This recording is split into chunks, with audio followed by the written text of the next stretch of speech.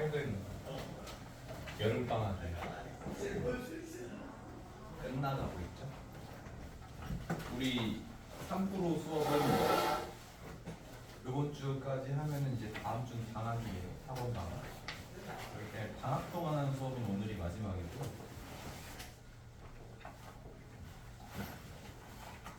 원래는 3프로 1기생 기준으로는 한 주에 한 강씩 자리 스토리 풀어오는 게 숙제였었는데, 너네가 이제 방학 때 할 게 많으니까 이번에 이제 원장님이랑 이야기를 해서 과제는 안 내는 걸로 해가지고 조금 여유로운 3프로 수업이었는데요.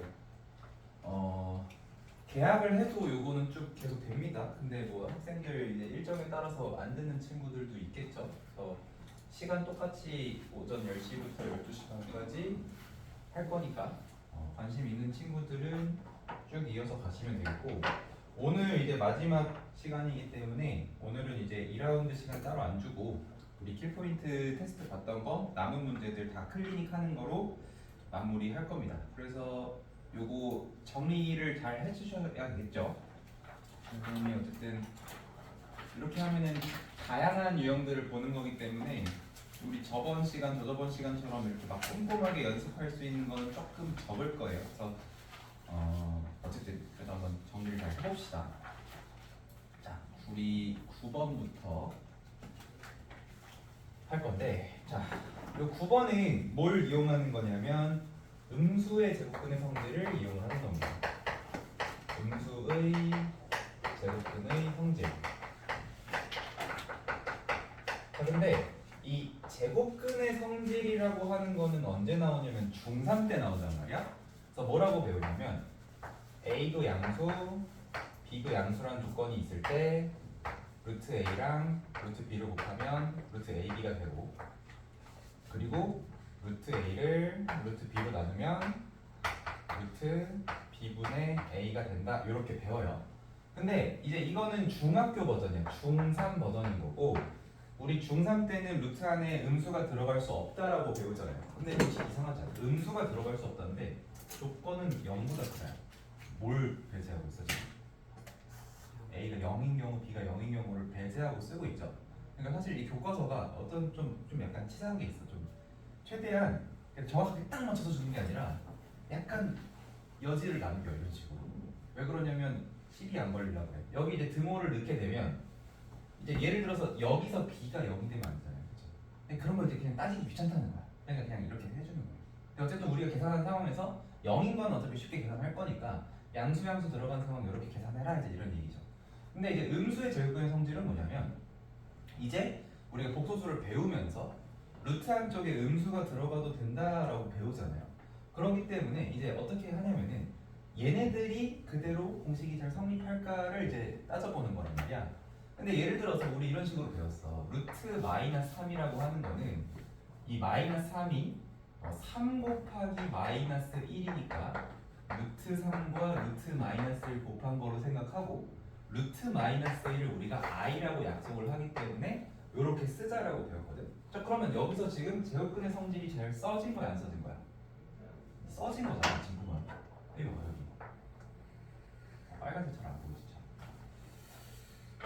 제곱근의 성질이 아주 잘 쓰였어요. 여기 보면 루트 A랑 루트 B를 곱해서 루트 안이 A 곱하기 B가 되잖아, 그렇지?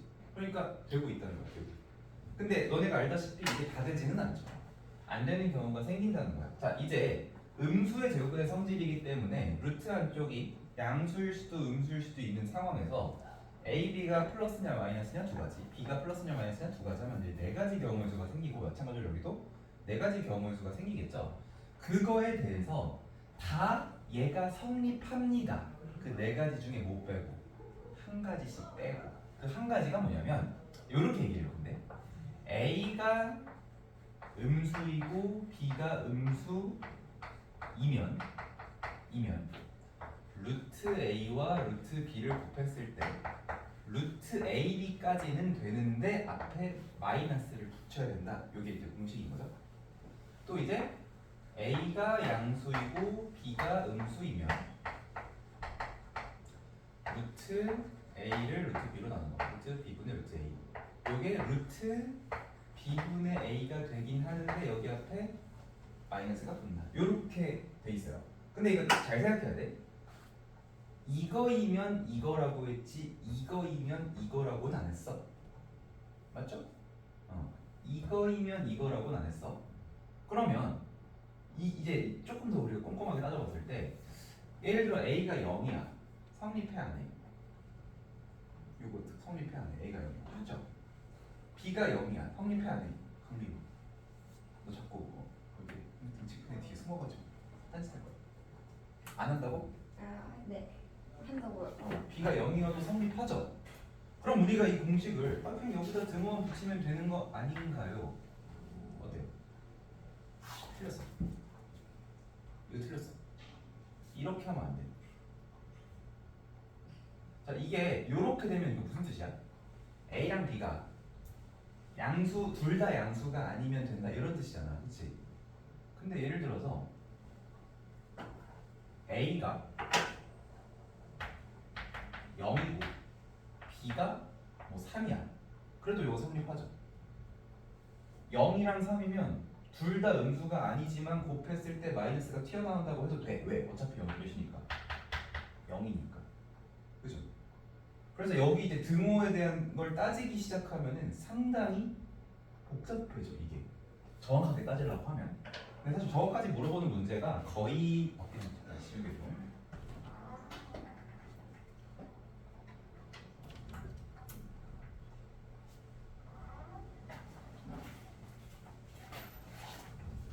요건 이제 일단 해봅시다.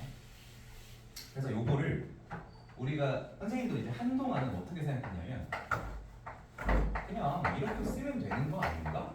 라고 항상 생각했었거든. 근데 이게 안 된다는 거예요. 이게 아니고 이거야. A가 음수이고 B가 음수이거나 또는 A가 0이거나 그러니까 이제 이거죠. A, B가 0 이렇게 A가 0이거나 B가 0이거나 이렇게 해야 정확해요. 이게 봐봐. 예를 들어서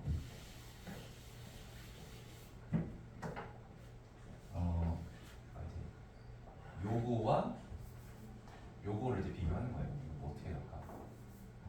여기를 또는이라고 씁시다. 또는이라고 쓰고 요거 이거는 이제 요거를 1번이라고 하고 요걸 2번이라고 하면은 1번처럼 하면 안 되고 2번처럼 해야 맞다 이건데 요 문제랑 사실 별로 상관은 없어요. 자, 첫 번째 문제 루트 x마 3 루트 x 마오를 한번 풀어봅시다. 이게 루트가 하나로 합쳐졌는데 앞에 마이너스가 딱 붙어있다. 이렇게 하면 우리 어떻게 생각할 거야? 아, 둘 다 음수다 이렇게 생각할 거지. 근데 이거를 만족하는 정확한 부등식으로 해를 써달라고 했을 때 x가 x 마삼이 0보다 작거야 하고 요거 2고 x 마이너스 5도 0보다 작아야 하니까 요거랑 요거잖아요. 그럼 이제 수직선 그렸을 때 3보다 그리고 5보다 더 작고 요거보다 더 작으니까 연립하면 이제 여기다 이제 이렇게 되겠죠? 그죠? 근데 어차피 등호 따져야 되니까 그냥 여기에다가 둘 다 등호를 넣어서 이렇게 풀면 되는 거 아닌가요? 자, 그러면 우리 이렇게 했을 때 부등식을 연립을 하게 되면 어디가 돼야 여전히 이쪽에 부등식을 연립한다고 하면 근데 이거 잘 생각해봐. x가 3보다 작아도 성립하고 5보다 작아도 그러니까 3보다 작고 5보다 작아니까 3보다 작으면 어쨌든 성립하겠죠. 3이어도 등호 성립해야 안 해요? 하죠. 근데 5여도 하잖아. 여기다 5는 어떻게 돼? 성립하죠. 그러니까 이거를 만족시키는 부등식의 해를 쓰라고 하면 뭐라고 써야 맞냐면 3 이하 이거나 또는 x가 5일 때도 성립한다라고 해야 되는 게 맞죠. 그렇죠? 이렇게 해야 맞는 거야. 근데 왜 우리는 그동안 이런 걸 생각을 못 했을까요? 대부분 문제가 어떻게 나왔냐면 이렇게 나왔어요. 예를 들어 여기가 루트 x가 5면 여기를 루트 3마 x 이런 식으로 주는 거야. 그럼 어떻게 되냐면 x가 5보다 작고 3보다 크다는데 등호가 너도 성립하네. 그럼 그럼 요거를 풀 때는 마치 요 1번처럼 생각하고 풀었을 때 답이 잘 나와. 근데 요렇게만 나오지? 그러면 답이 틀릴 수가 있는 거야. 방금 상황처럼. 근데 이제 그거에 대한 판단은 뭐야? 이게 뭐 공식이 너무 복잡해 이게 아니고 그냥 일단 부등호 방향 요거 부등식으로 잘 찾아준 다음에 원래 그 경계 부분 그 등호가 성립하는 그런 부분들은 원래 우리가 문제를 풀 때 특히 부등식 다룰 때 항상 경계에 대한 부분은 따로 한번 체크를 해줘야 돼. 그래서 일단 내가 개념을 요렇게 쓰기는 했어. 이게 정확한 개념이야. 이게 정확한 개념. 근데 그냥 이걸 그냥 단순하게 생각하면 일단은 교과서에 나온 대로 요거 위주로 일단 생각을 해. 그 다음에 뭘 한 번 더 따져보라는 거야. A가 0인 상황과 B가 0인 상황을 한 번씩 더 따져보라는 거야. 무슨 말인지 알겠죠? 그러면은 이제 요거를 여기 유형에다가 적용을 해보려고 하는데 그래서 살짝 하나만 바꿨는데 갑자기 알고 있던 사실이 뭔가 달라지는 듯한 저 근데 시중교재 문제집에서 잘 안 나와요. 근데 저게 쌤에는 없고 예전에 무슨 문제집에서 한번 봤는데 방금 내가 얘기한 것처럼 부등호 연립했을 때 등호 이것 때문에 갑자기 또는 뭐 하나 튀어나오는 거 그런 상황이 어쨌든 있을 수 있습니다. 자 어쨌든 근데 요거는 그런 거 아니에요. 요거는 솔직히 틀리면 안 되는 문제입니다. 이거 틀린 사람들 반성하세요. 자 여기서 어떻게 돼야 되냐면은 얘도 0보다 작아야 하고 얘도 0보다 작아야 하니 A가 7보다 작아야 하겠고 그리고 요거 보면 이제 어떻게 되나 4 빼기 A가 1보다인가 A가 4보다 크다 이렇게 돼야 되겠죠. 자 일단 요거를 먼저 한번 생각을 해준 다음에 요 안쪽이 0이 되는 상황들을 생각해보면 0이어도 괜찮죠. 그러니까 사실 얘는 그냥 우리 약간 그 잘못 배웠어도 답은 맞출 수 있습니다. 4부터 7까지인 거죠. 그럼 이제 이렇게 근데 어쨌든 뭐 그렇게 할 수도 있지만 정확하게 하면은 요 부등식 연립하는 요 부분 먼저 해주시고 그 다음에 A, B가 0인 경우에서 A가 7이어도 오케이고 4여도 오케이나 맞구나. 그럼 이제 합치면 4부터 7까지 다 된다. 이렇게 되겠죠.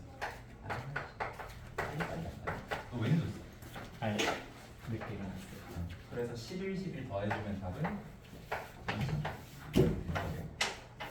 그래서 일단은 요거 풀이를 그냥 여기다 등호 붙이고 쓰지 마시고 요거 따진 다음에 경계 따지자. 그러니까 범위 따지고 경계 따지고. 그리고 맞아 하나 더 있어. 그 안전장치가 하나 더 있거든. 그 뭐냐면 아까 이제 여기가 어떻게 쓰면 여기 예를 들어 A만 7, A만 4였으면 아까 같은 상황이 생겼겠죠. 아까 선생님이 예시 들었던 상황 같은.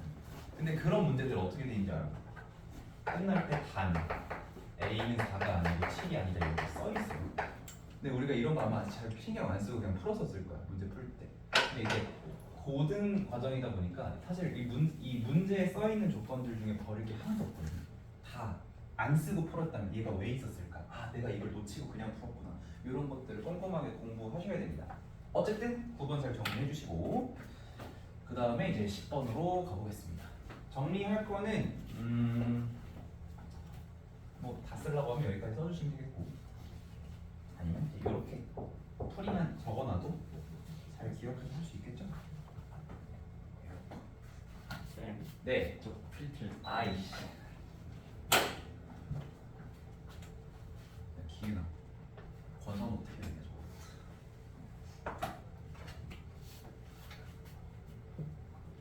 저거. 그리고 대수 지금 어디 나가고 있어요? 대수가. 너 공수도 너 대수잖아. 네. 기은이가 대수야 공수토야? 공수토야. 하나거든. 너네 계약하면 나랑 한다. 진짜요? 월급 7시 반 들었지? 네. 다음 계약 다음 주 아니고 다다음 주. 광복절 지나고 나서부터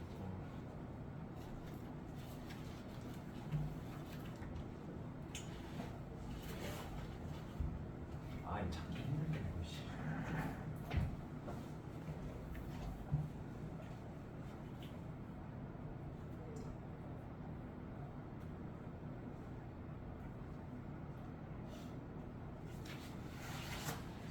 너 집에 있어? 네. 집에 뭐요? 있어? 시험지.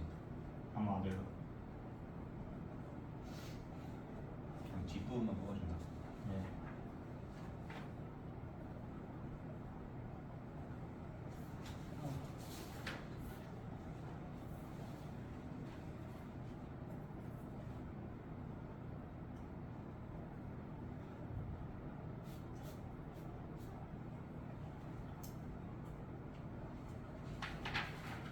저희 편집 나오면 가요. 네. 자 10번 보겠습니다.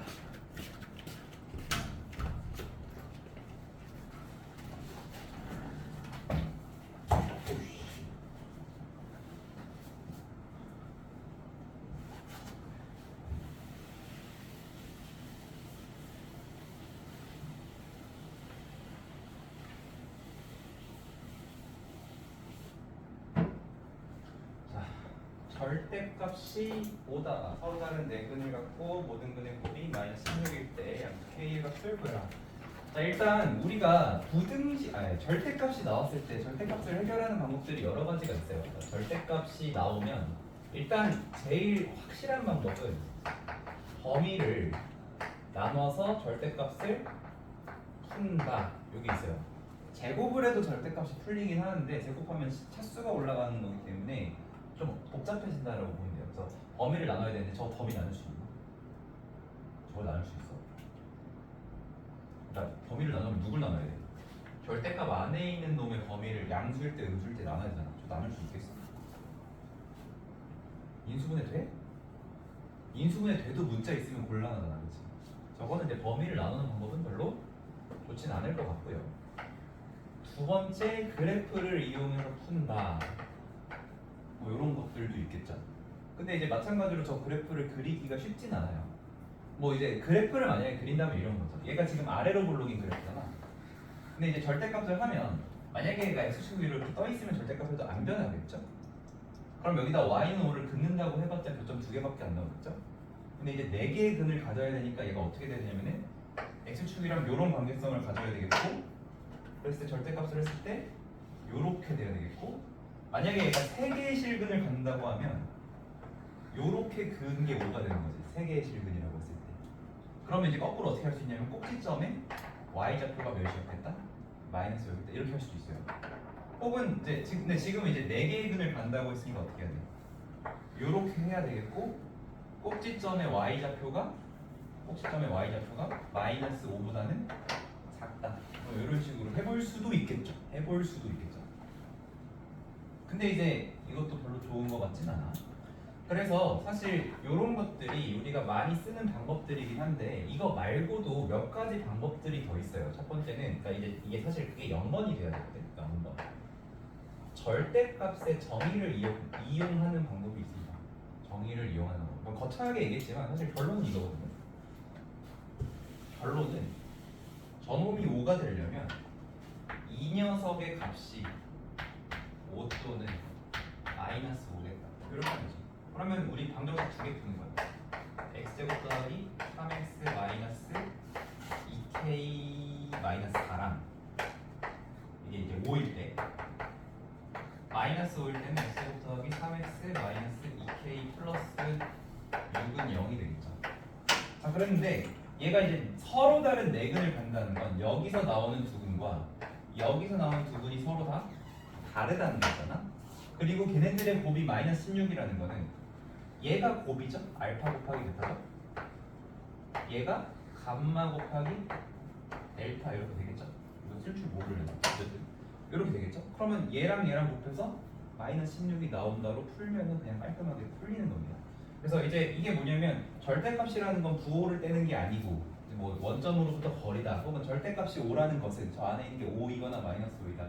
요거는 요 정도로 그냥 가볍게 풀 수 있는 문제입니다. 그럼 어쨌든 알파, 베타, 감마, 델타를 다 곱한 값은 근데 이거 둘 다 마이너스 2로 묶으니까 마이너스 2, 마이너스 2에서 이렇게 묶어줄게요.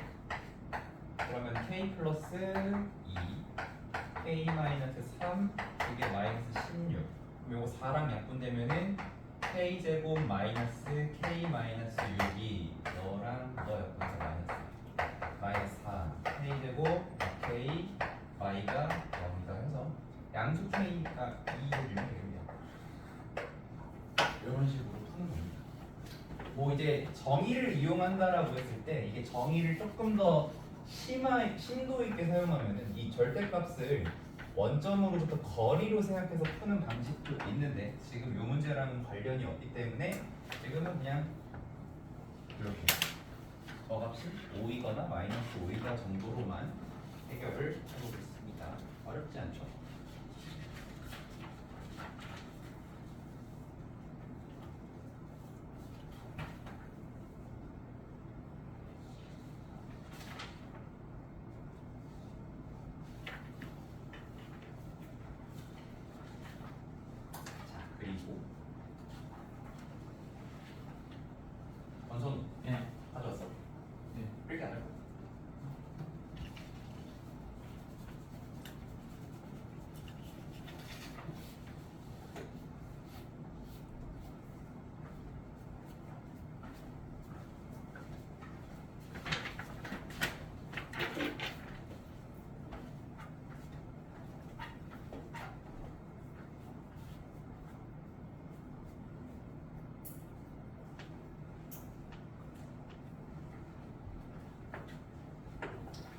다음에 이제 11번 오늘 연습할 주제입니다.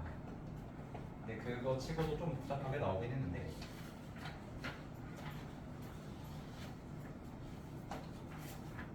이거 풀어서 맞은 친구도 있었니?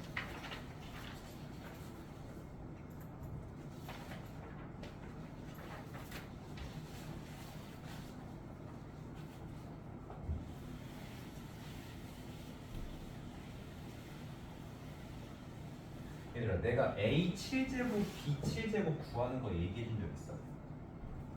A7제곱 더하기 B7제곱 없죠? 있어? 너는 나랑 따로 하는 거 얘기하는 거지? 아 그치 자 여기 보면은 이 A의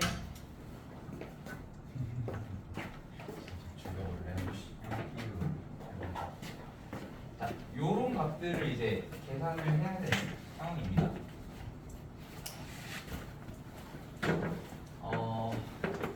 근데 이제 여기 이제 두 가지 문제가 섞여 있죠. 사실 요거의 근이 알파 베타일 때 요거의 근이 알파 플러스 1 베타 플러스 1이자 요거도 어쨌든 우리가 정리를 해줘야 되는 내용인데 일단 오늘은 요게 메인 주제는 아니고요. 이렇게 넘어가는 게 메인 주제는 아니고 요거를 처리하는 방법에 대해서 좀 얘기를 해보려고 해요. 자, 이쪽은 지금 수준에서는 이제 근각계수의 관계를 이용하는 게 제일 좋겠지만, 그러니까 두 근의 합이 마이너스 A고 두 근의 곱이 B다. 그거 이용해서 여기다 이제 얘랑 얘의 합이 마이너스 3A, 얘랑 얘랑 곱하면 3B다. 그거 이용해서 연방 푸는 방향으로 가겠죠. 근데 이게 사실 근각계수의 관계로 할 수도 있지만 풀이 방법이 또 여기도 많습니다. 근각계수의 관계로도 가능하고요. 고립제법으로도 가능하고요. 그리고 그냥 이제 함수를 이제 통째로 대입하는 것도 가능해요. 함수 대입. 이렇게 세 가지 방법이 있는데 일단은 오늘은 요게 메인 주제는 아니니까 요거 정도로만 할 거예요. 가능하면 요거까지는 얘기해 봅시다. 그런데 이제 진짜로 하고 싶은 얘기는 이거야. 이 문제. 이 문제가 결국은 이런 거죠. 우리가 저거를 결국 정을 했을 때 알파 더하기 베타가 어떤 값이 나올 거고 알파 곱하기 베타도 어떤 값이 나올 거예요. 뭐 이거 찾아본 친구들 있니? 계산을 하면은 더해서 2 곱해서 4가 나옵니다. 더해서 2 곱해서 4 여기 계산을 해보시면 저거는 지금은 일단 생략을 했어. 근데 이따가 저걸 정리할 거야. 자 그럼 우리가 이 상태에서 일단 알파의 n제곱 더하기 베타의 n제곱이 양수가 나와야 돼. 그러니까 예를 들어 여기 1이면 1제곱 1제곱 2제곱 2제곱 3제곱 3제곱 이렇게 갈 건데 얘가 양수인데 그거의 다음 거랑 얘랑 어떤 경우 같은 경우를 찾아달라는 거죠. 그렇죠? 그래서 사실 이런 것들은 규칙성으로 가는 거예요. 이게 여기 나온 거는 하다 보면 나름의 규칙성이 이제 발견되는 그런 거로 가야 되는데 이 출제상 근데 사실 내심으로 나와버리면 이게 뭐 어떻게 그냥 진짜 노가다를 시킬 수도 있어요. 5제곱, 7제곱, 9제곱 이런 식으로. 근데 너네 한번 생각해봐. 제곱은 쉽게 구할 수 있죠? 세제곱도 곱셈 공식 변형할 수 있죠? 4제곱은 뭘로 해? 제곱 더하기 제곱을 제곱해서 할 거죠? 5제곱은 잠깐 기다려하고 6제곱은 세제곱 세제곱을 또 제곱해서 만들겠죠? 7제곱은 오른쪽하고 8제곱 8제곱 갈 수 있죠? 4제곱 가지고 그죠? 근데 이 중간중간에 있는 이런 소수들 있잖아. 그런 애들은 어떻게 할 수밖에 없어. 예를 들어서 5제곱은 4제곱 4제곱이랑 1제곱 1제곱을 곱하거나 세제곱 세제곱이랑 제곱 제곱을 곱할 수밖에 없죠. 그쵸? 근데 이제 거기에 나름의 규칙성이 있다는 거예요. 뭐냐면 봐봐. A에 이렇게 써볼게요. A의 A가 아니라 알파지. 알파 베타. 알파의 제곱 더하기 베타의 제곱을 내가 한번 요렇게 써볼게. 원래는 알파 더하기 베타를 뭐 하면서 시작하냐면 제곱하면서 시작하잖아. 근데 이걸 제곱이라고 안 쓰고 한번 요렇게 써볼게요. 이렇게. 그런 다음에 우리가 제곱하면 원래 알파 베타를 빼야 되죠. 몇 개 빼야 돼요? 2개 빼야 돼요. 그러면은 마이너스 알파 베타를 하는데 얘를 몇 개 뺀다고? 2개 뺀다고. 그러니까 여기다 뭘 곱해야 돼? 2를 곱해야 돼. 근데 여기 잠깐 빈칸으로 줄게요. 세제곱 더하기 세제곱을 구할 때도 마찬가지야. 알파 더하기 베타에다가 알파 베타 몇 제곱을 곱하면 되겠어요. 여기 제곱을 곱해주면 되겠죠. 그 다음에 이거를 이제 전개했을 때 세제곱도 나오지만 내가 필요 없는 모양들도 나오잖아. 그치? 근데 걔네가 공통인수 뭐가 생겨? 알파, 베타가 생기죠. 요렇게. 그러면은 이게 알파 제곱 베타랑 알파 베타 제곱이니까 알파 베타를 묶었을 때 알파 플러스 베타가 또 묶이는 거죠. 그거를 빼는 상황입니다. 자, 근데 여기다가 내가 이거를 1이라고 쓸 거야. 그러면 모양이 굉장히 이뻐요. 3, 3, 2, 2, 1, 1 이렇게 되죠. 여기도 2, 2, 1, 1 여긴 원래 몇이었어? 숫자? 2였지. 근데 그거를 0제곱, 0제곱이라고 써도 돼요. 맞니? 이렇게 해도 맞죠. 그치? 이게 계속 된다는 거야. 4제곱, 4제곱도 똑같이 써보면 여기 이제 알파 더하기 베타 마이너스 알파 베타 해놓고 세제곱 세제곱 그 다음에 제곱 하면요 그냥 4, 4, 3, 3, 2잖아요. 근데 이제 요렇게 원하는 모양 나오고 요렇게 필요 없는 거 나오는데 요렇게 묶었을 때 알파 베타 묶으면 알파 제곱을 지워줘야 되는 거지. 그치? 그래서 이게 계속됩니다. 언제까지 될까요? 영원히 돼. 여기가 n 플러스 2 플러스 2면 알파 플러스 베타 써주시고 알파 n 플러스 1 베타 n 플러스 1이라고 썼을 때 요렇게 원하는 모양 나오죠. 그리고 요렇게 필요 없는 거 나오는데 자 요거 알파 베타로 묶으면 알파 n 제곱 요렇게 알파 베타 묶으면 베타 n 제곱이 되죠. 그래서 뭘 빼야 돼? 빼기 알파 베타 알파의 n제곱 베타의 n제곱. 그래서 이게 언제나 성립한다는 거야. 그죠? 요거를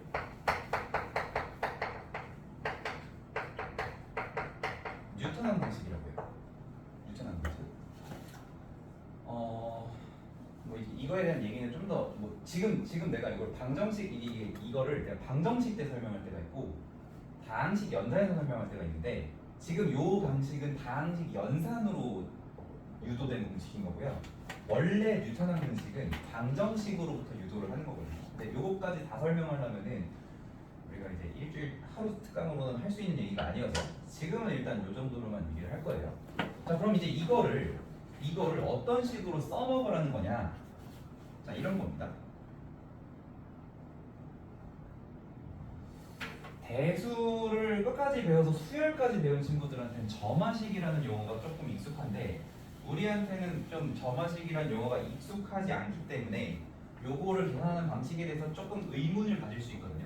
근데 이거를 계속 이렇게 쓰기 귀찮으니까 선생님이 좀 기호 하나만 약속을 하겠습니다.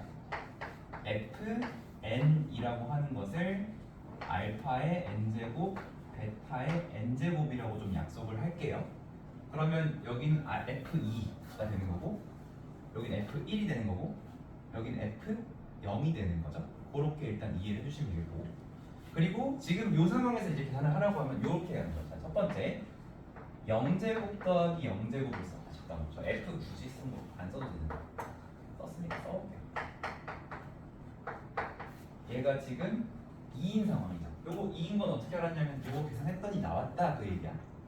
했더니 나왔다 이거야. 자, 근데 이제 여기서부터가 진짜인데 이제 우리가 제곱 더하기 제곱도 구해야 하고 세제곱 더하기 세제곱도 구해야 되고 네제곱 더하기 네제곱도 구해야 되고 이제 이런 식으로 계속해서 구해 나갈 거거든요. 조금 더 써볼게요. F는 안 써도 될 것 같아요.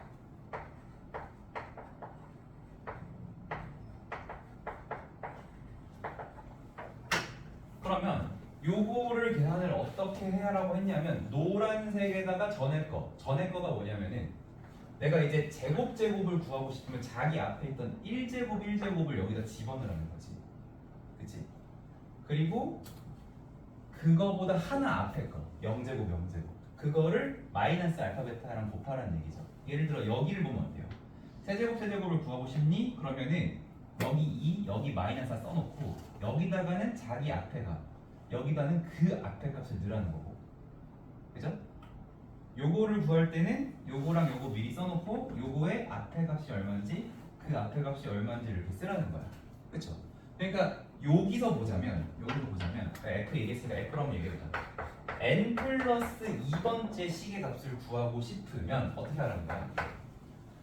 2 곱하기 자기보다 하나 앞에 거 마이너스 4 곱하기 자기보다 2개 앞에 거. 그러니까 앞에 거 그 앞에 거 이런 식으로 곱하라는 얘기죠. 이게 이제 다음 거를 계산하는 방법이야. 자, 이 방법으로 10번째가 얼마야 라고 하면 바로 얘기할 수는 없지. 하지만 내가 첫 번째, 두 번째를 아니까 세 번째 구할 수 있고, 네 번째 구할 수 있고, 다섯 번째 구할 수 있고, 여섯 번째 구할 수 있고, 일곱 번째 구할 수 있고, 아홉 번째 구할 수 있고, 일곱 다음에 여덟이죠. 여덟 번째 구할 수 있고, 아홉 번째 구할 수 있고, 열 번째 차근차근 구해 나갈 수 있다는 거죠. 그렇죠? 근데 그거를 할 때마다 매번 다른 공식을 쓰는 게 아니라 하나의 공식으로 일정한 방법으로 쭉쭉쭉쭉 계산을 해 나갈 수 있다는 거죠. 자, 그래서 일단 처음 연습할 때는 어떻게 하냐면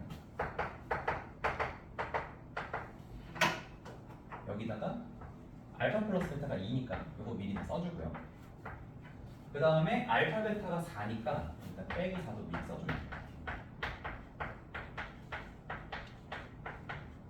자, 그랬을 때 자, 여기다가 뭘 곱해야 돼? 자기 앞에 거, 자기 앞에 거, 그 앞에 거. 자, 그럼 4 빼기 8이니까 얼마야? 마이너스 4.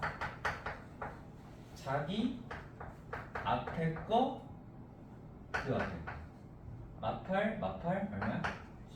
16. 자기 앞에 거 그 앞에 거 계산하기 마이너스 32 플러스 16 하면은 마이너스 16이죠. 근데 우리 아까 못 찾는 거였어.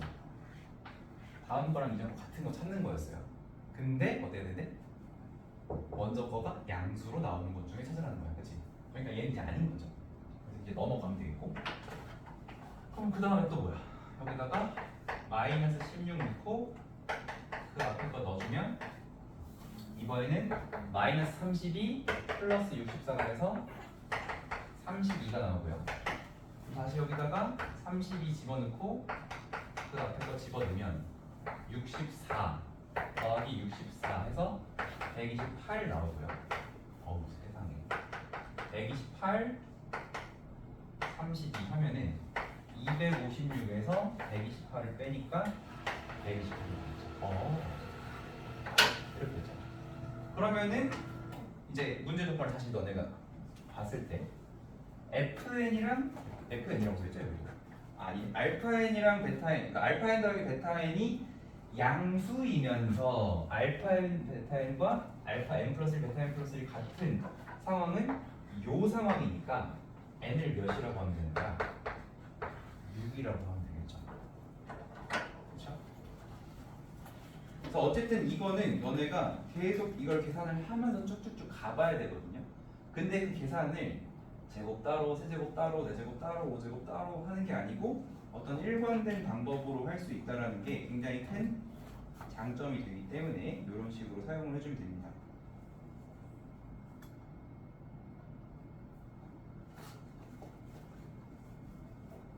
그래서 이따가 요거에 대한 연습을 좀 할 거예요.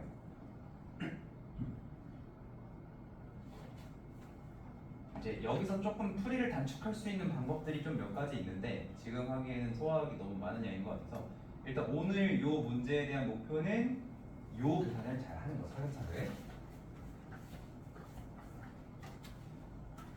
자, 그러면 우리가 응용 문제를 하나만 살짝 만들어서 해볼게요.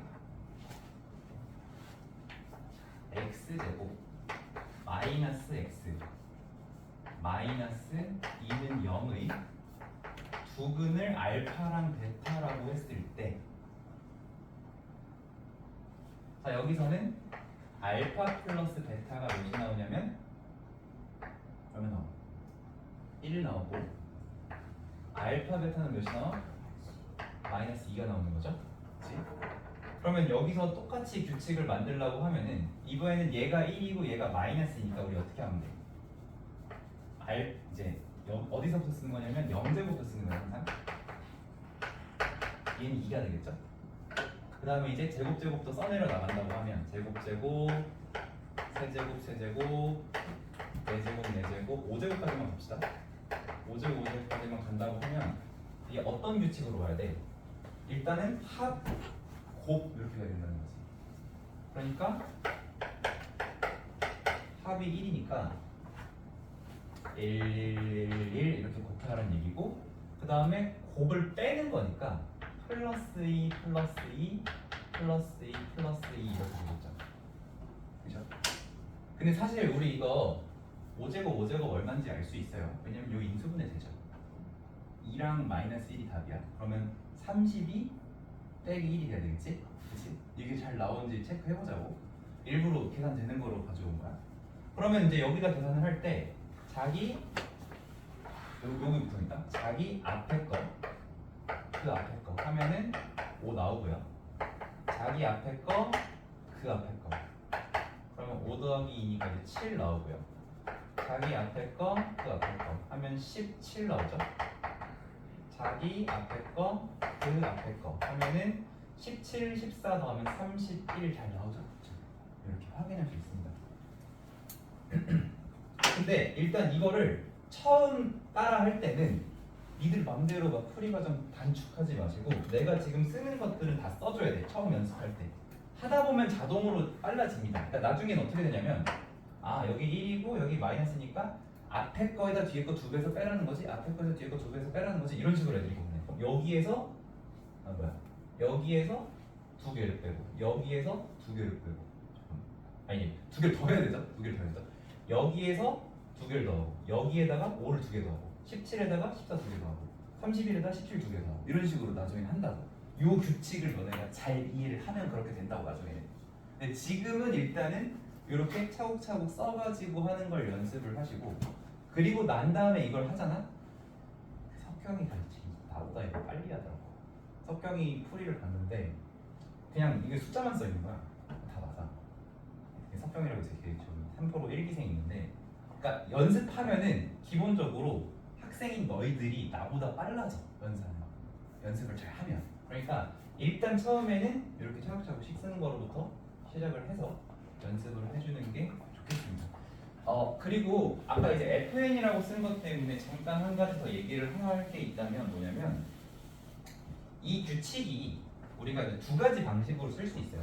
다다음 걸 구하려면은 앞에 거랑 그 앞에 거에 뭘 곱해야 돼, 이제 이렇게 쓸 수도 있는 건데, 사실은 뭐가 있냐면 이게 있어요. 너네 중3 문제집 많이 풀어봤으면 2차 방정식에 센이나 1품이나 다 있는 문제거든. FN을 알파의 n제곱, 베타의 n제곱이라고 했을 때 x제곱 마이너스 3x 플러스 1은 플러스 5라고 합시다. 5는 0의 두근이 알파 베타인 거야. 요거의 두근이 알파 베타인 상황에서 fn 플러스 2 빼기 3fn 플러스 1 더하기 5fn의 값이 얼만지 구해라, 이런 문제가 있어요. 1품 2차 방정식 마지막 그 저기 1등분 만들기가 거기에 있고요. 센에도 시스템에 이 문제 있습니다. 건수는 얼마야?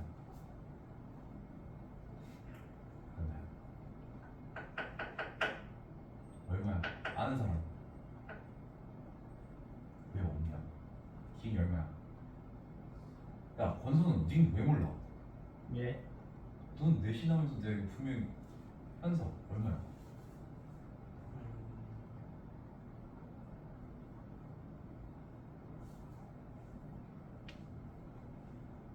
내가 뭐 잘못 썼나? 아닌데 이 0입니다. 자, 그럼 y는 나중에 따지고, 이게 0이야. y는 나중에 따지고 여기서 fm 플러스 2는으로 바꾸면 어떻게 돼? 이렇게 되죠. 여기서 fm 플러스 2가 이거잖아. 알파 m 플러스 2, 베타 m 플러스 2. 얘가 얘고 얘가 짠 거지. 그치? 이게 그니까 뭐야? 이게 뉴턴 항등식이야. 뉴턴 항등식은 어디서 유도된다고 했냐면 선생님이, 자 이거는 쓰다 보니 그런 규칙이 있네? 이건 발견이에요. 이건 발견인데, 실제로 뉴턴 항등식은 어디서 출발하냐면 여기서 출발하는데, 얘가 지금 어디서 왔냐면 이 방정식의 개수를 보라고. 그게 여기에 그대로 들어가 있죠. 그렇죠?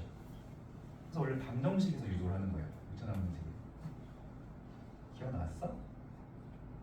내가 그렇게 설명하지 않았던 것 같은데. 중학교 때는 이렇게 설명 안 해요. 중학교 설명할 때 이렇게 하면 미친놈이지.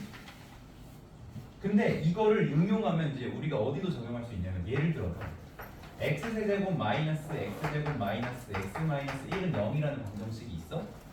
그럼 여기서 뉴턴 항등식을 유도할 때는 fn이 근이 이게 세 개가 있을 거 아니야. 알파랑 베타랑 감마 세 개가 있을 거 아니야. 그럼 얘를 알파의 n제곱, 베타의 n제곱, 감마의 n제곱이라고 했을 때 fn의 개수 fn 플러스 1, fn 플러스 2, fn 플러스 3의 개수이기 때문에 fn 플러스 3은 빼기 fn 플러스 2 빼기 fn 플러스 1 빼기 fn이 성립합니다. 여기 성립을 해요. 졸리니? 한세 괜찮아? 눈이 좀 뻑뻑뻑한가? 방정식의 개수로부터 유도되는 게 뉴턴 항등식이야. 그래서 뉴턴 항등식은 몇 차든지 상관없어. 근데 이 공식을 진짜로 전개를 해서 비교하라고 하면 졸라 어렵겠죠. 그렇죠? 여기 2차는 문자 2개밖에 없으니까 쉽게 찾아지는데 여기부터는 졸라 어려울 거라고. 그러면 예를 들면 이렇게 된다는 거예요. 예를 들면 f n 플러스 3은 그 앞에 거랑 그 앞에 거랑 그 앞에 거를 더해서 구할 수 있다. 아니 능력이 아니고 구할 수 있다. 이렇게 된다는 거거든요. 그러면은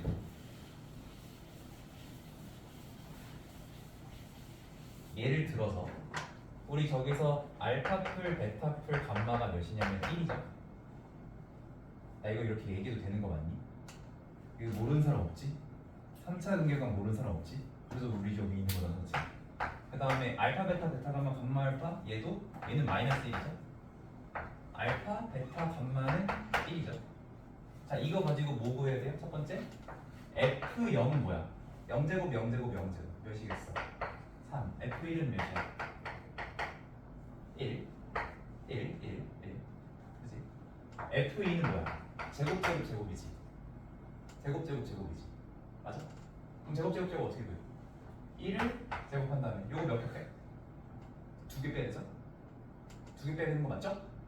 그러면 몇이야? 3이지? 그럼 F3이 뭐야? 세제곱 더하기 세제곱 더하기 세제곱이잖아. 그거 얼마라는 거야? 다 더하라는 거야.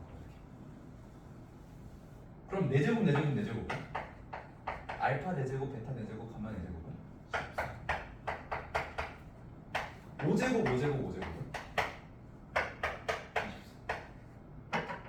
그러니까 이제 제일 쉬운 점화식을 가져온 거지만 어떤 점화식이 나오든지 간에 이런 식으로 계산이 될까요? 안 될까요? 되겠죠. 네.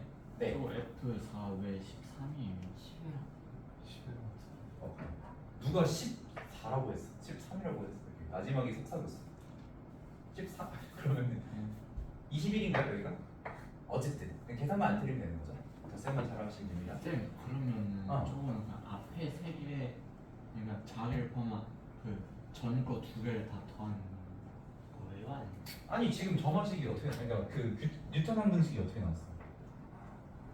요거를 구하고 싶어. 그러면 그 앞에 거랑 그 앞에 거랑 그 앞에 거를 더하라고. 왜 그렇게 나왔어?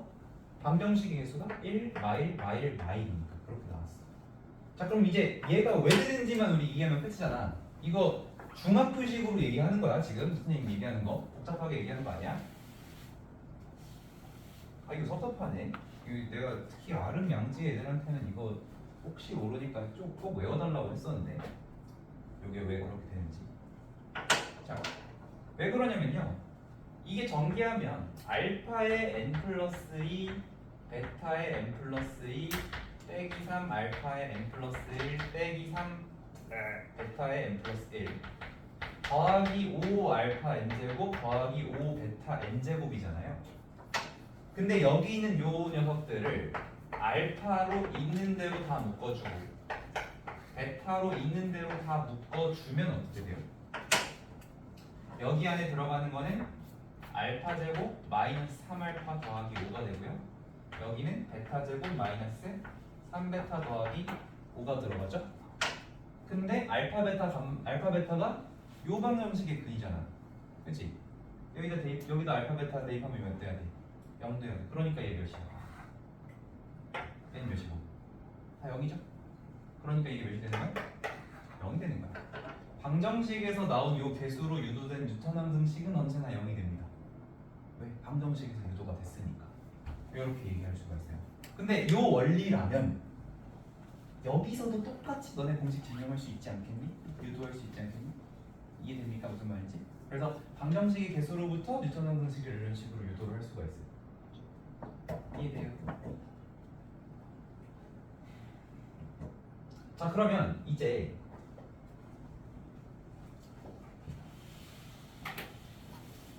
그 세제곱 3개까지 하는 건 내신에 잘 안 나옵니다. 이거 근데 기출에 예전에 그 학력 평가로 알파 5제곱, 베타 5제곱, 감마 5제곱을 구하는 문제가 한번 학력 평가로 나온 적이 있거든요. 모의고사로. 그래서 거기서 만약에 따온다면 내신으로 또 나올 수도 있는 거야. 그거 이제 자이스토리에도 문제 있어요. 그래서 우리 KT 때도 이거 풀어봤었어. 일기생들한테는. 근데 어쨌든 이런 식으로 풀어주시면 되고, 자, 이 3차까지 알 필요는 없어. 우리 어차피 2차까지 잘하면 돼. 그럼 예를 들어서 자, 이제 너네한테 x제곱 마x y는 0인 인수분해 안 되죠? 요거를 준 다음에 만약에 요거의 두근을 알파 베타라고 하고 알파의 7제곱 베타의 7제곱을 구한다고 해보자. 이제 요거에 대한 해법이 일단 첫 번째 전략, 적당히 세제곱 세제곱이랑 4제곱 4제곱을 만들어가지고 내가 필요한 것도 만들지만 필요 없는 게 생기네. 그 필요 없는 거는 알파 3개, 베타 3개까지 묶이고요. 이거 이렇게 할 수 있게요. 그리고 알파 플러스 베타인 거죠. 그러면 이제 얘만 구하면 돼. 아니 얘도 구하고요 하면 돼. 그러면 이제 다 할 수 있어. 이제 이렇게 되겠는 거죠. 이게 첫 번째 방법이 있고요. 두 번째는 뭐가 있어요? 뉴턴 함등식을 이용하는 방법이 있겠죠. 지금 뉴턴 함등식은 개수로부터 유도되면은 fm 플러스 2는 fm 플러스 2 빼기 fm 이렇게 될 거 아니야. 아이고. fm 플러스 2 빼기 fm 플러스 1 빼기 fn이 0이 될 거 아니야. 근데 사실 이거로 계산하기보다는 요 두 개를 옆으로 쏙 이항을 해주면 나오는 게 이제 뭐예요? f 다음 거 구하고 싶니? 그러면 앞에 거랑 그 앞에 거를 더해라. 이렇게 하면 되는 거죠. 그죠? 요걸 이제 피보나치 수열이라고 해요. 앞에 거랑 앞에 거 더해서 만드는 거. 예를 들어 1 나오면 더해서 2, 더해서 3, 더해서 5, 더해서 8 이런 식으로 가는 피보나치 수열인데 어쨌든 그걸로 구해도 됩니다. 자, 그리고 한 가지 더 있어요. 세 번째.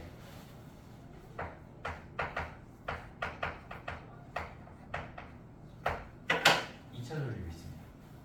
2차 조립으로 구한다는 건 무슨 얘기냐면은 봐봐. 지금 너네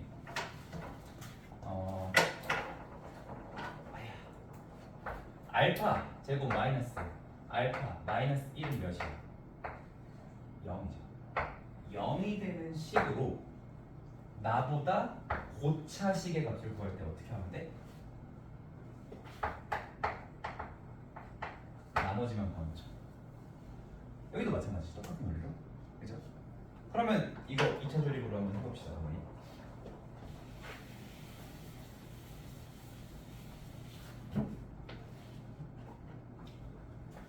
자, 알파 7제곱이면 5제곱만 7차 6, 5, 4, 3, 2, 1 상수.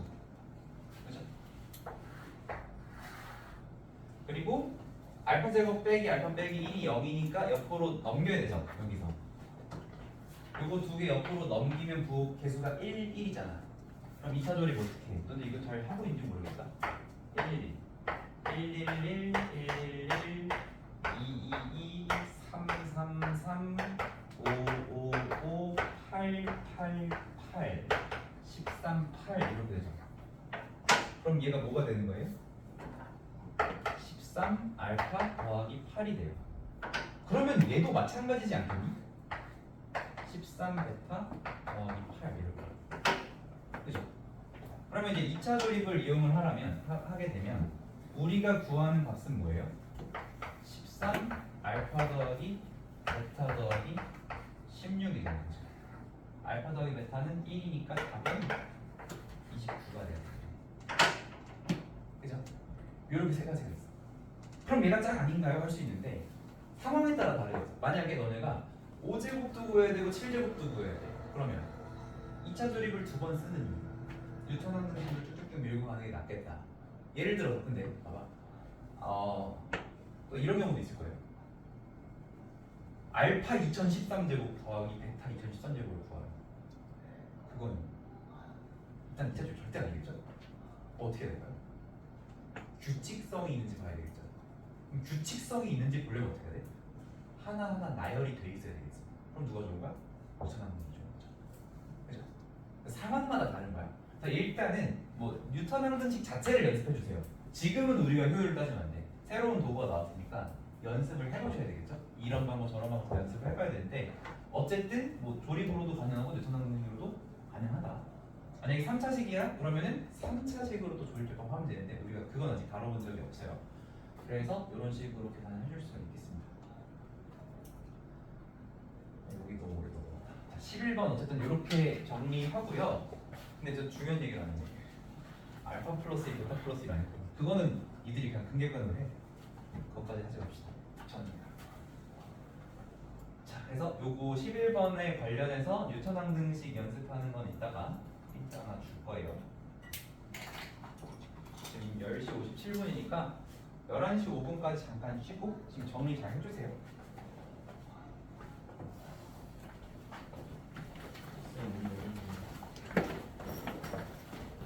뭘 너무 어려워.